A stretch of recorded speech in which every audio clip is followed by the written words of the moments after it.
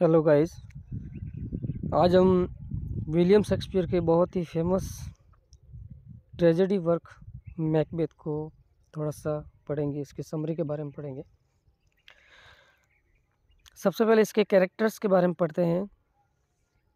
Characters सबसे पहला है मैकबेथ। मैकबेथ क्या है? A general in the army of king Duncan. King Duncan है, स्कॉटलैंड के राजा हैं, उनके एक जनरल है। ओरिजिनली थेन ऑफ ग्लैमिस, एक थेन होते हैं। ग्लैमिस मतलब कह सकते हैं सेनापति, कह सकते हैं ग्लैमिस के।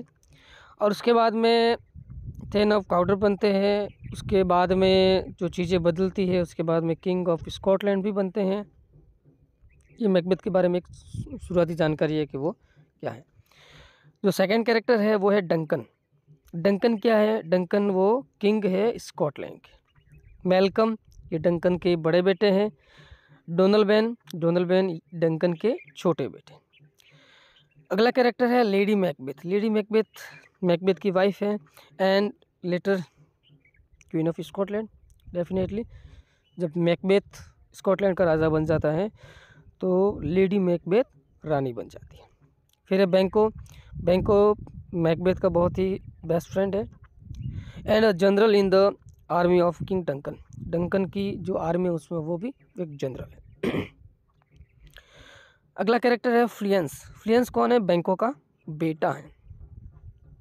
अगला है मैकडफ है, सॉरी। मैकडफ कौन है? थेन ऑफ फाइव नाम की जगह वहाँ का एक थेन है। फिर है लेडी मैकडफ, वो वाइफ ऑफ मैकडफ है। मैकडफ का बेटा भी है। रॉस, लिनॉक्स, एंगुस, मेंटेथ, कैथनेस, ये सारे स्कॉटिश थेन्स हैं और बहुत जगह पर ये कह सकते हैं कि एक मैसेंजर का काम भी करते हैं। Siward general of the English forces, जो इंग्लिश फोर्स है उसका जनरल है। यंग शिवार्ड उस शिवार्ड का बेटा है। शाइटन ये मैकबेथ का आर्मर है और साथ ही मैकबेथ का एक भरोसेमंद साथी कह सकते हैं, सेवक कह सकते हैं, साथी कह सकते हैं। हैकेट क्वीन ऑफ द विचेस, जो 3 विचेज हैं उन तीनों विचेस की एक क्वीन है हैकेट जिसका नाम है। और जब विचेस को बुलाना होता है तो हैकेट आह्वान करती है और विचेज आती है। फिर captain in the Scotland army में कैप्टन भी है। मर्डरर्स भी है, ये मैकबेथ एम्प्लॉय करता है मारने के लिए, बैंको को मारने, बैंको और उसके बेटे फ्लियंस को मारने के लिए एम्प्लॉय करता है। पोर्टर है, पोर्टर गेट कीपर है मैकबेथ के, जो उसका जो कास्टल है इनवर्नेस का। डॉक्टर है जो लेडी मैकबेथ को इलाज करता है। एक और डॉक्टर है जो इंग्लिश कोर्ट में है। जेंटल वुमेन है लेडी मैकबेथ की caretaker. Lord oppose to Macbeth. Apparition, ये कुछ एफिरेशन आते हैं जब विचेस के पास मैकबेथ जाता है और उसके बाद उसको वो स्थिति बताता है कि क्या हो रहा है, कैसा आने वाला समय होगा। तब ये एफिरेशन कुछ उसको दिखाई देते हैं। जो पहला एफिरेशन दिखेगा उसको आर्म हेड वाला, सेकंड दिखेगा ब्लडी चाइल्ड वाला, थर्ड दिखेगा उसको क्राउन चाइल्ड। ये कुछ कैरेक्टर्स हैं और उसके बाद में चलते हैं इसके प्ले की तरफ। फुल टाइटल, इस टाइटल का, इस मैकबेथ का जो टाइटल है वो है, फुल टाइटल कौन क्या इसका? The tragedy of Macbeth. First perform कब हुआ है? 1606 से 07 के दौरान। रिटन, ये कब लिखा गया? The rain of James first, जो जेम्स फर्स्ट का रेन था इंग्लैंड में उस टाइम में लिखा गया। First published in the first folio of 1623 में फर्स्ट फोलियो आया था, उसके अंदर इसका पहली बार पब्लिकेशन हुआ था। सोर्स, शेक्सपियर कहाँ से प्रेरित होकर के इसने ये लिखा है?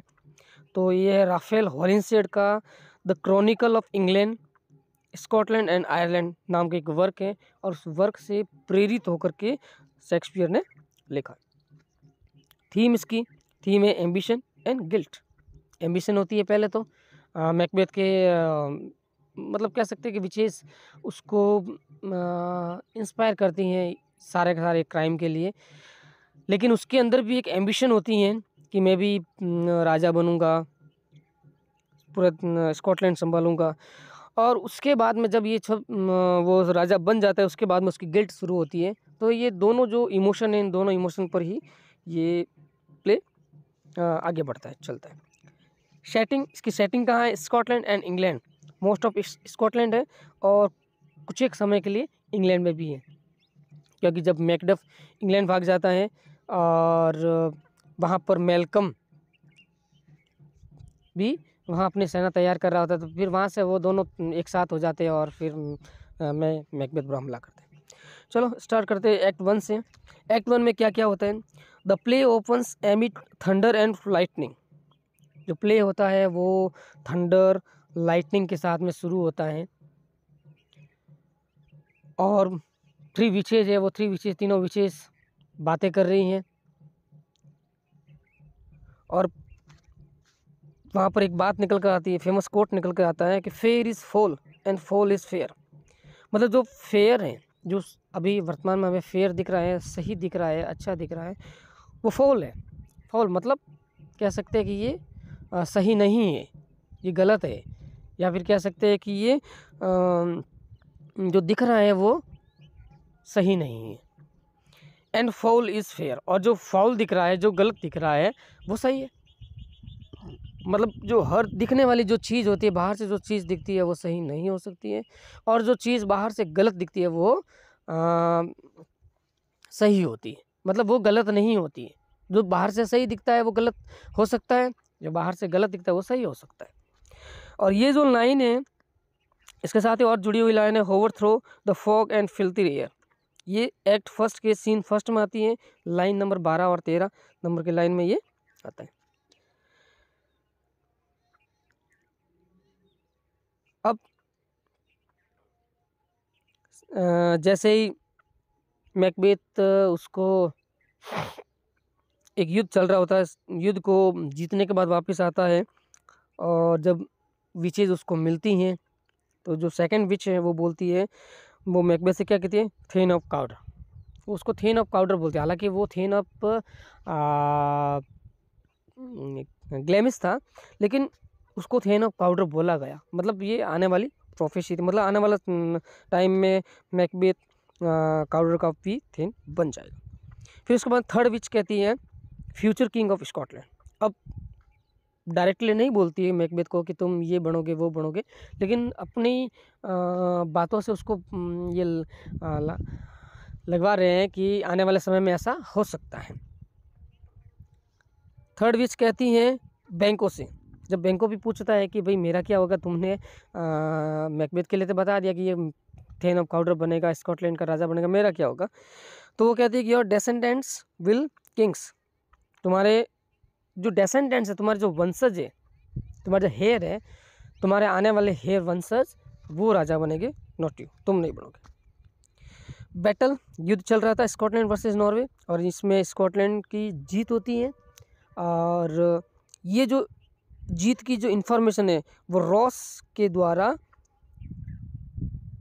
राजा को बताई जाती है, और रॉस मैकबेथ की ब्रेवरी के बारे में बताता है, साथ ही थेन ऑफ काउडर के ट्रीजन के बारे में, उसके धोखे के बारे में बताता है, जिससे राजा हाथों हाथ उस काउडर के थेन को निष्कासित कर देते हैं और मैकबेथ को वहाँ का थेन बना देते हैं काउडर का। और फिर क्या कहता है राजा डंगन, क्या कहता है? What he hath lost noble Macbeth hath won. मतलब व्हाट ही हैज़ लॉस्ट, उसने क्या खोया है, यहाँ पर ही है थेन ऑफ काउडर के लिए कि उसने जो खोया है, नोबल मैकबेथ हैथ वन, उसने नोबल मैकबेथ है उसने वो पाया है। मतलब जो उस थेन ऑफ काउडर के पास में जो उपाधि थी वो अब मैकबेथ को दी जाती है। Ross inform to Macbeth about newly bestowed title thane of Cawdor. फिर उसके बाद में रॉस सीधा मैकबेथ के पास आ जाता है और मैकबेथ को ये संबोधित करता है, या फिर उसको बताता है कि तुम्हें अभी अभी थेन ऑफ काउडर की उपाधि दी गई है, मतलब थेन ऑफ काउडर तुम्हें बनाया गया। King Duncan welcomes and praise Macbeth and बैंको। जब वो मैकबेथ किंग डंकन के पास जाते हैं तब वहाँ पर किंग डंकन मैकबेथ और बैंको की प्रशंसा करते हैं, बहादुरी की प्रशंसा करते हैं। Declares that he will spend the night at Macbeth's castle at Inverness. जो मैकबेथ का जो कासल है इनवर्नेस, वहाँ पर किंग डंकन एक रात गुजारेगा, वहाँ पर आकर के उसका मेहमान बनेगा। ये वो बात किंग डंकन मैकबेथ से कह देते हैं। Duncan also names his son Malcolm as his heritor. जो मेलकम है डंकन का सबसे बड़ा बेटा है, उसको वो अपना हेरिटर बना देता है, अपना उत्तराधिकारी बना देता है। Macbeth wrote a letter to Lady Macbeth about witches prophecies. जो विचेस ने जो प्रोफेसी की थी उन सभी भविष्यवाणियों के बारे में मैकबेथ अपनी पत्नी को एक लेटर लिखता है और सारी बातें उसको बता देता है। So foul and fair a day I have not seen. Macbeth यहाँ पर कहता है कि so foul and fair a day I have not seen, मतलब इतना बेकार और इतना अच्छा दिन मैंने एक साथ आज से पहले कभी नहीं देखा है। मतलब अच्छा भी हुआ मेरे साथ में और बुरा भी हुआ है। मतलब कह सकते हैं कि अच्छी बात भी हुई, बुरी बात भी हुई, सही भी हुई, गलत भी हुई।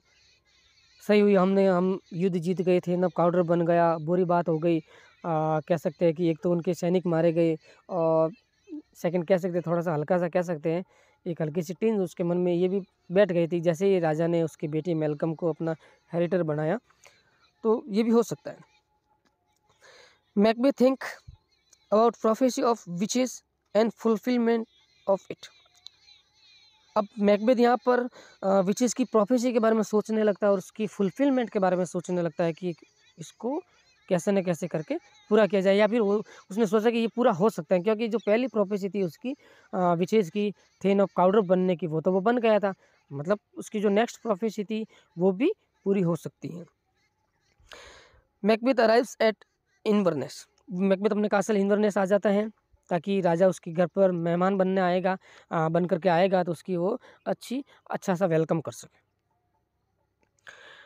Lady Macbeth force him to kill Duncan that night. अब जैसे ही डंकन ने कहा कि मैकबेथ से कहा कि मैं तुम्हारे कासल पर आऊँगा, एक नाइट का तुम्हारा मेहमान बनूंगा, और ये जब बात मैकबेथ अपनी पत्नी लेडी मैकबेथ को बताता है तो वो उसको फोर्स कर देती है कि आज रात को तुम्हें डंकन का काम तमाम करना, उसको मारना है और तुम्हें राजा बनना।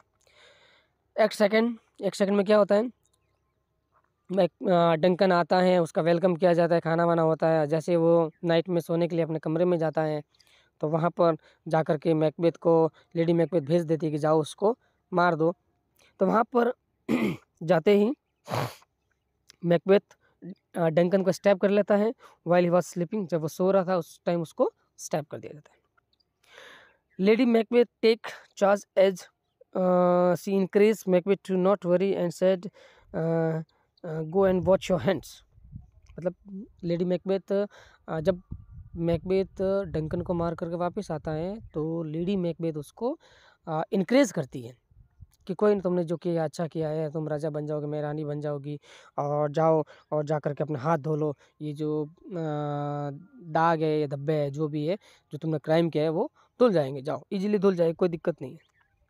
नेक्स्ट मॉर्निंग अगली सुबह क्या होता है, लेनॉक्स स्कॉटिश नोबलमैन, एक नोबलमैन था स्कॉटिश लेनॉक्स जिसका नाम था, and Macduff the loyal thane of 5 दोनों आते हैं, राजा के पास में आता है, डंकन के पास में आता है। उनका एक मिशन था वहाँ पर जाने के लिए, उससे मिलने के लिए आते हैं। A porter opens the gate, जो पोर्टर था वो गेट कीपर था, वो दरवाज़ा खोलता है। And Macbeth leads them to the king's chamber. मैकबेथ उन दोनों को, लेनॉक्स को और मैकडफ को, दोनों को राजा के चैम्बर की तरफ ले जाता है। फिर मैकडफ डिस्कवर्स डंकन्स बॉडी, जहाँ पर मैकडफ को पता चलता है कि यहाँ राजा मर गया और वो राजा की बॉडी को देखता है, पाता है। अब जैसे ये चीज़ होती है तो मैकबेथ अपनी गलती है या फिर कह सकते हैं अपना क्राइम उजागर ना हो तो उसने क्या कर दिया, हाथों हाथ वहाँ के जो गार्ड्स थे उन गार्ड को मार दिया। मेलकम, अब इस बात से मेलकम और डोनाल्ड थे दोनों बहुत ज़्यादा डर गए और वो flee to England and Ireland, वो दोनों इंग्लैंड और आयरलैंड भाग जाते हैं, क्योंकि वो दोनों डर गए थे कि जिसने हमारे फादर को मारा है हो सकता है वो नेक्स्ट टाइम जो नेक्स्ट उनका जो टारगेट है वो हम भी हो सकते हैं, तो वो दोनों वहाँ से भाग गए। तो वो क्या बोलता है डोनाल्ड एंड मेलकम से कि where we are this dagger in men's smile the near in blood the nearer bloody. वो कहता है कि यहाँ पर हम जो हैं क्या है कि यहाँ के जो आदमी हैं उन आदमियों की जो स्माइल से स्माइल में भी डैगर है, खंजर है, मतलब हमारे सामने मुस्कुरा रहे हैं लेकिन पीठ पीछे पता नहीं कब चूरा भोंक दे। द नियर इन ब्लड अपने अपने जो रिश्तेदार है वो भी द नियरर ब्लडी वही खूनी है, मतलब जो भी हमारा विश्वास पात्र है, जो भी हमारा सगा संबंधी है या फिर कह सकते हैं हमारे जो नज़दीक है, उसी ने हमारे फादर को किल किया है। तो हो सकता है उनका नेक्स्ट टारगेट हम हो, हमें भी मार सकते हैं, तो हमें यहाँ से भाग जाना चाहिए। नेक्स्ट है अगला एक्ट 3। एक्ट 3 में क्या होता है देखते हैं। अब जैसे ही मैकबेथ ने स्कॉटलैंड के राजा डंकन को मार दिया, तो after his death Macbeth became the king of Scotland. Macbeth Scotland का राजा बन गया। Macbeth also aware about remaining prophecy made by 3 witches about Bangkok. अब मैकबेथ ये भी जानता था कि ये तो प्रोफेसी पूरी होगी, लेकिन जो बाकी जो बची हुई जो प्रोफेसी अबाउट बैंकॉक कि बैंकॉक का जो वंशज है, जो हेयर है वो राजा बनेगा, तो मुझे उसका भी उनको भी ठिकाने लगाने, मतलब मैं तो राजा बन गया लेकिन मेरे आने वाला जो वंशज है, मेरी औलाद है, वो राजा नहीं बन पाएगी। मतलब मेरी राह में जो कांटा है वो बैंको और उसका वंशज है, बैंको और उसका बेटा फ्लियंस है, तो मुझे उन दोनों को भी मारना। तो मैकबेथ क्या करता है, arrange to have him murdered. तो मैं बैंको को मारने के लिए वो मर्डर को अरेंज करता है। टू किल देम, दो को वो किल करने के लिए अरेंज करता है। बैंको और उसके बेटे को फ्लियंस को मारने के लिए दो मर्डरर को, दो हथियारों को वो अपॉइंट करता है, चूज करता है, और वो जाते हैं। फिर उसके बाद में एक तीसरे को और भेज देते हैं मर्डरर को पीछे कि जाओ देख के आओ कि उन दोनों को मार दिया गया या नहीं मारा गया। तो मर्डर थे, उन्होंने बैंको को किल कर दिया, बट फ्लियंस एस्केप्स, लेकिन फ्लियंस भाग गया। Macbeth and Lady Macbeth invites lords Scottish thanes at Dunsinane king's palace. अब ये तो हो गया। अब मैकबेथ का जो कोरोनेशन था, मतलब वो राजा बन गया था, अब उसके कोरोनेशन की उपलक्ष्य में उसको पार्टी देनी थी, और पार्टी के लिए उसने सभी जो स्कॉटिश जो थेन्स थे, नोबलमैन थे, सभी को उसने राजा का जो पैलेस था डेंसियर, वहाँ पर उसने सबको इनवाइट किया।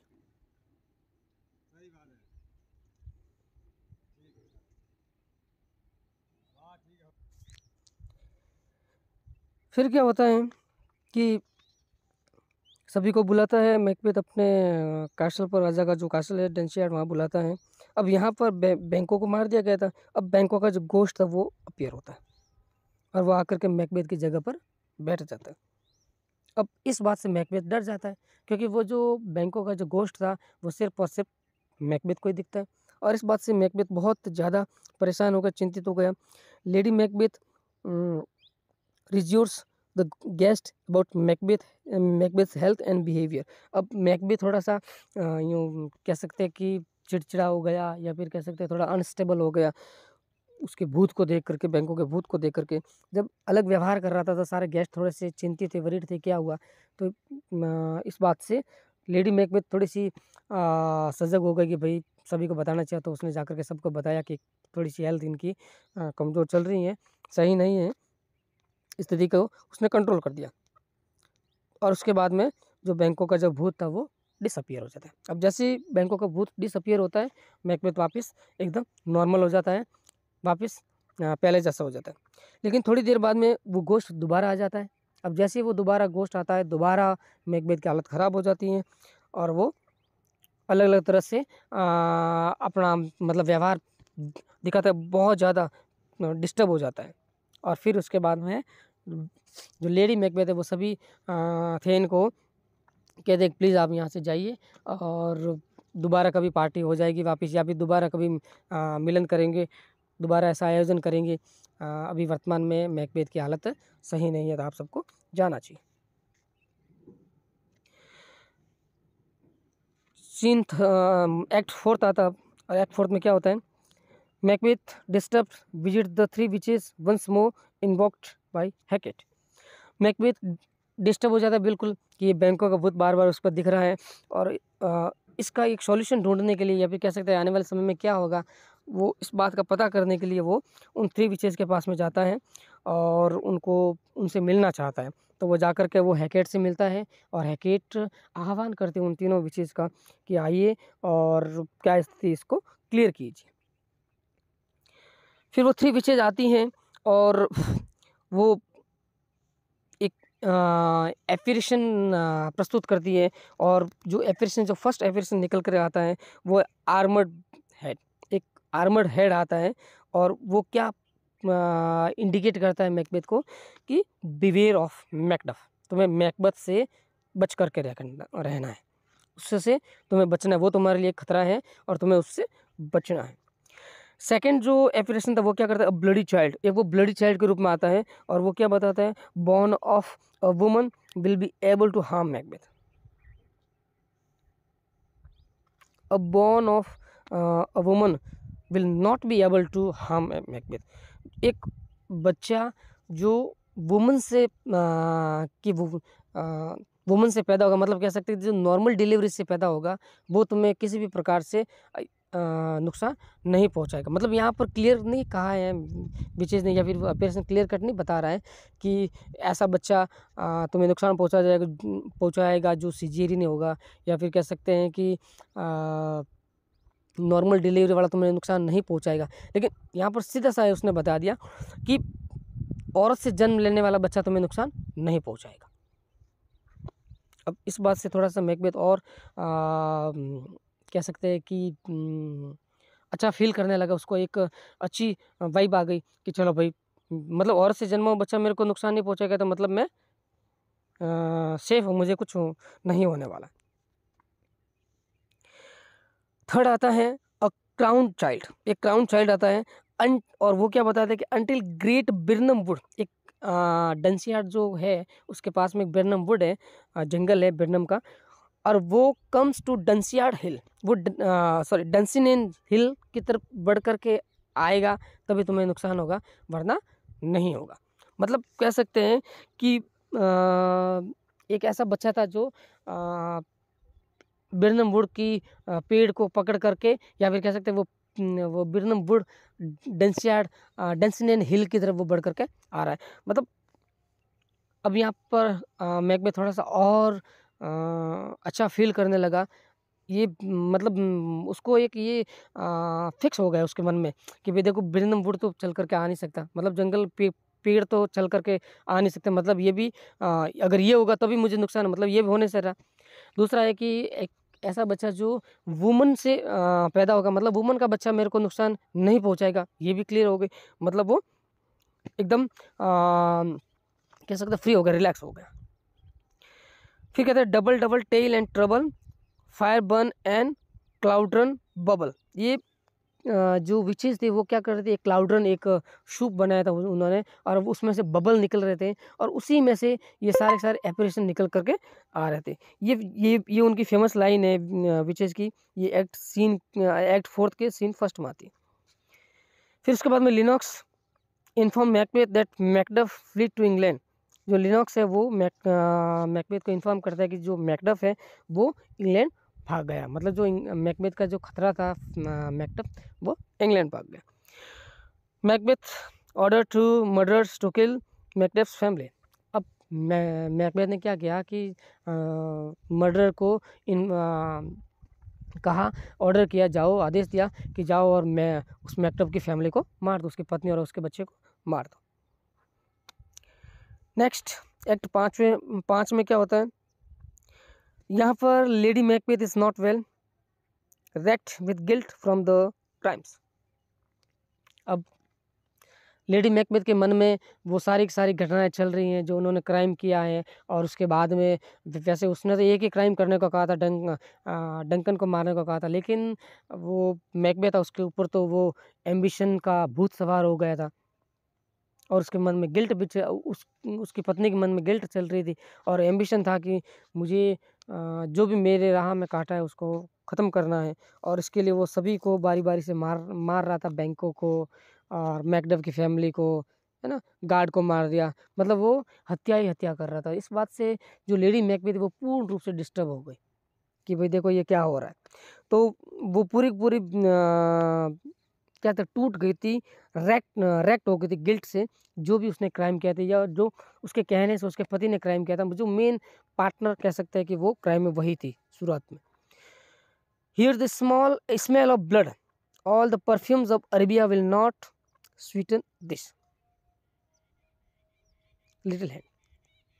अब यहाँ पर लेडी मैकबेथ एक बहुत फेमस लाइन कहती हैं, क्या कहती है कि here the smell of blood, यहाँ पर खून की बदबू है, मतलब खून फैला हुआ है, खून के धब्बे हैं, खून की बदबू है।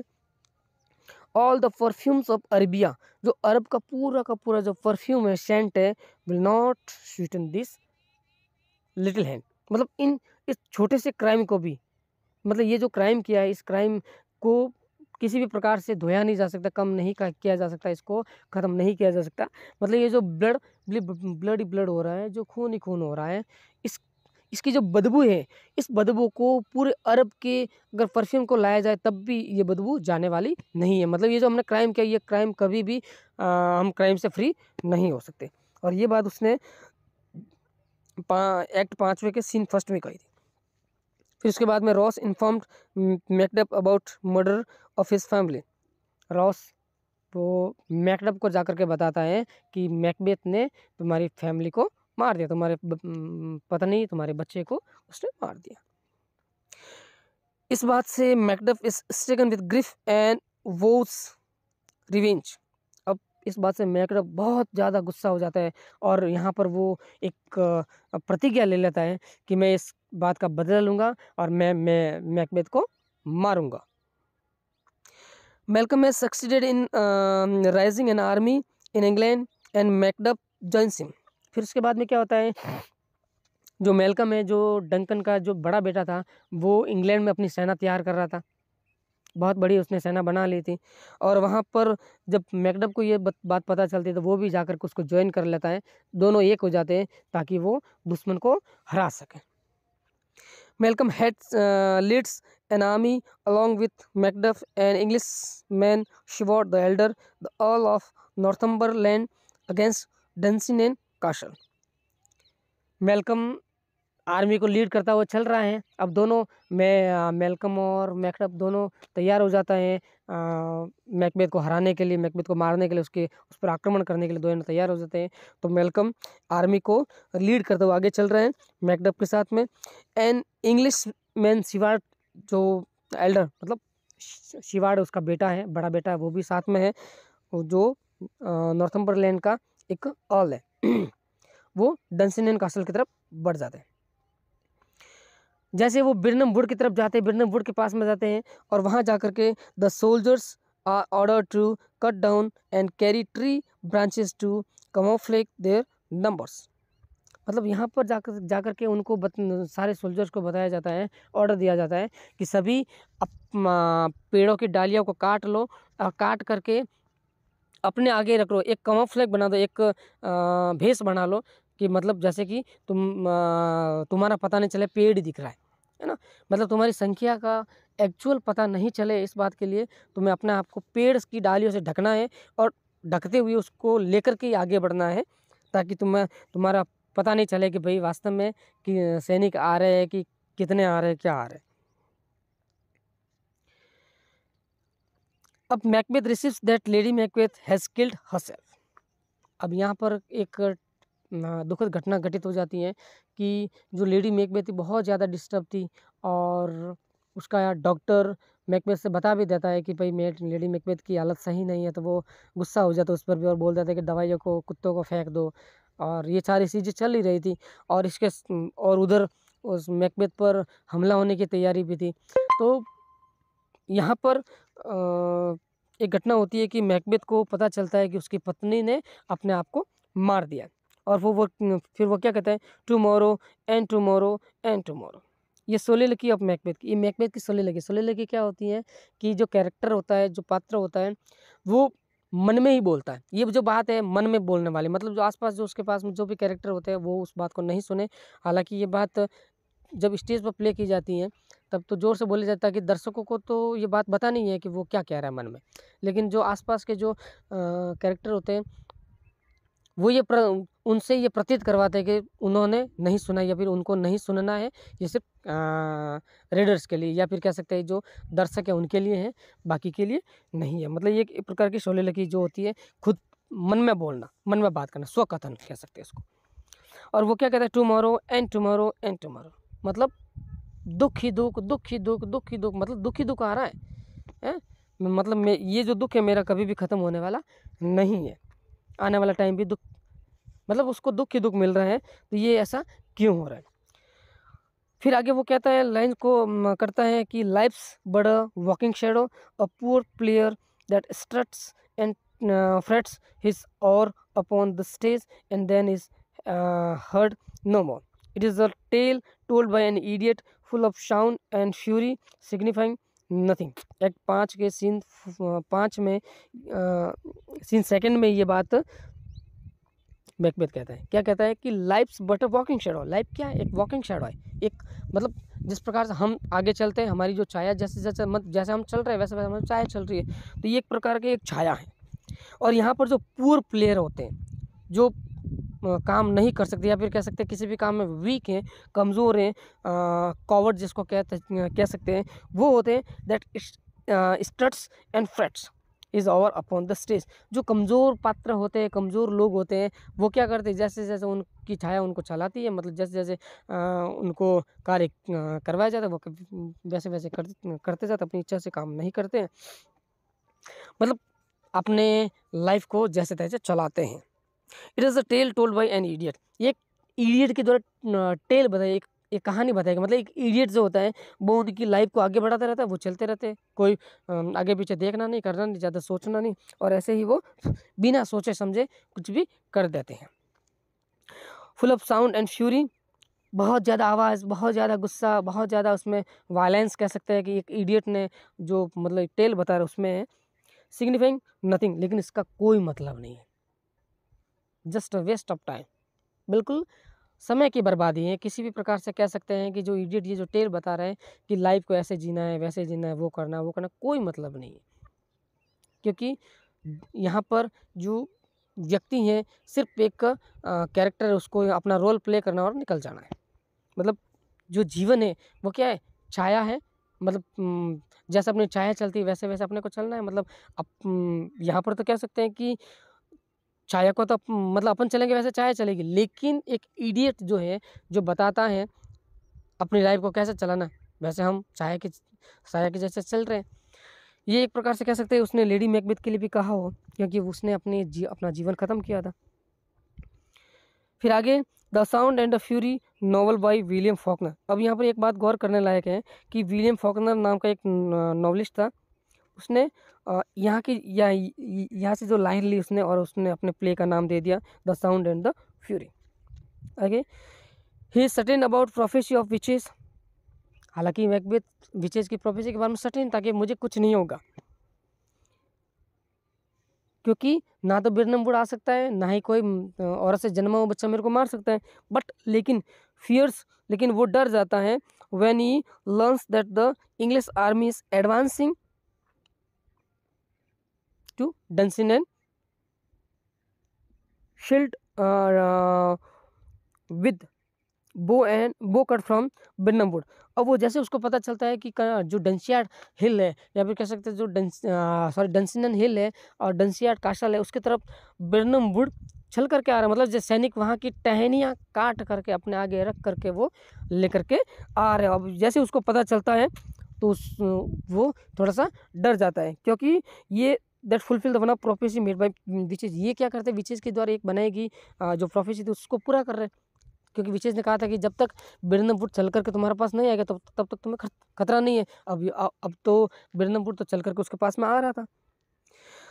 अब battle starts between Macduff and Macbeth और मैकडफ के बीच में युद्ध शुरू हो जाता है। But Macbeth was certain about prophecy that no one can kill him by any man born of woman, मतलब कोई भी ऐसा आदमी, औरत से जन्मा हुआ आदमी उसको मार नहीं सकते। इस बात से मैकबेथ पूरा का पूरा सर्टेन था। लेकिन यहाँ पर एक बात को मैकबेथ रिवील करता है, वो डिक्लेयर करता है कि फ्रॉम हिज मदर्स वॉर्म अनटाइमली रिप्ड, कि I am a child from my mother's वॉर्म अनटाइमली रिप्ड, मतलब मुझे मैं माँ के कोख से नॉर्मली पैदा हुआ बच्चा नहीं हूँ मैं, मतलब नॉर्मल डिलीवरी नहीं हुई है मेरी, मैं एक सिजेरियन बच्चा हूँ, मुझे सीजर के द्वारा यहाँ लाया गया है, मतलब सीजर के माध्यम से मेरा जन्म हुआ है। और इस बात से ये जो अगली जो प्रोफेसी थी वो बीचेस की वो भी पूरी हो जाती है।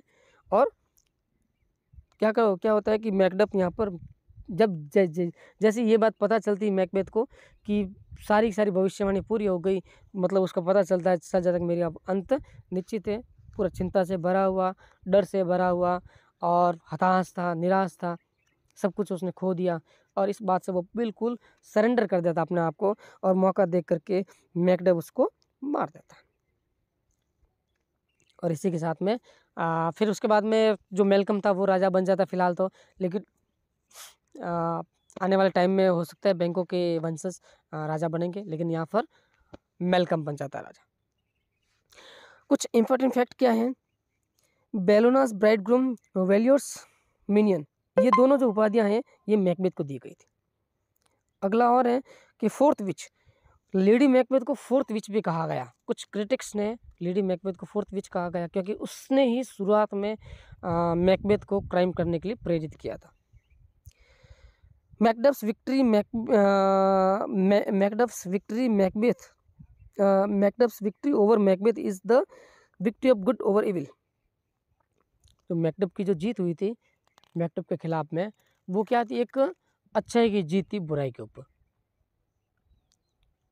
तो गाइस ये मैकबेथ का नाम का जो प्ले था शेक्सपियर का, बहुत ही अच्छा प्ले था। और ये वैसे शेक्सपियर का शॉर्टेस्ट प्ले भी इसको कह सकते हैं। Thank you for watching.